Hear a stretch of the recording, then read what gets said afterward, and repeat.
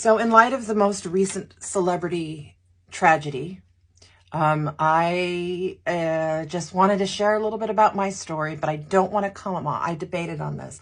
I don't want to come off as being opportunistic or trying to capitalize off of tragedy. If you know me at all, if you know me personally, you know that that's not my vibe. But just Google celebrities who have unalived themselves. The list is long.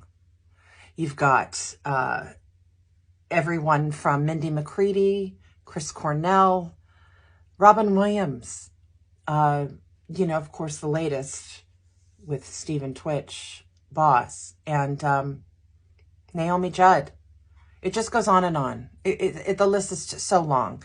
I've been there. I've been in the darkness. I have not seen the light. I have stayed under the covers. I have Googled ways to successfully pull off the task of unaliving myself. So yes, it is part of my story. And yes, I do write about it. And the only reason why I'm asking you to just allow me to indulge you in my story is because perhaps it will help someone else out there. The only way to find the light when you're in the darkness is to just reach for the tether that someone is throwing you, a life raft. And that life raft comes in the form of feeling less alone. So share your story. Here's a little bit of me sharing mine. When I arrived home, the rubble of my life served up equal parts comfort and disgust. Piles of dirty laundry covered the floor, and stacks of paper blanketed the coffee table.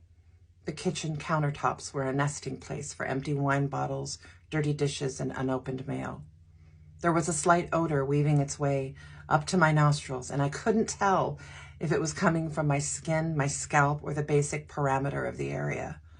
Ashamed, I didn't have the strength or desire to investigate further. I undressed and climbed into my unmade bed. If only I knew what this was, I thought. What I could do.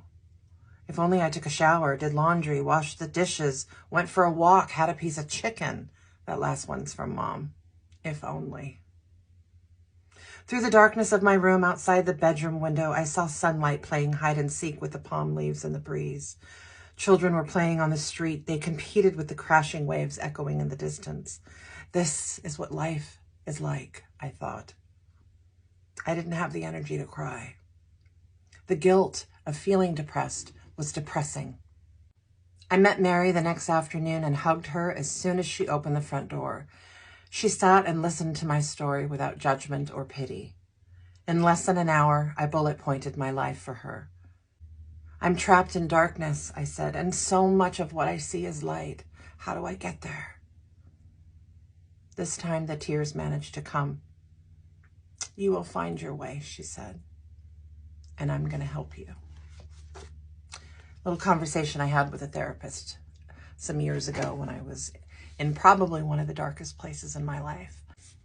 Even if you have no interest in my story, but you are in the darkness right now, you're in that deep, dark rabbit hole, that's what I call it, just know you're not alone. And sharing what you're feeling is not a bad thing. In fact, you might be helping someone if you share your darkness. You'll be helping someone else, and maybe they'll share their darkness. The best way to feel like there's some hope, right? With all the darkness that we see, just a sliver of hope is to know that we can help someone. And the first step in doing that is in sharing. So this is me sharing my story. I hope you get something out of it.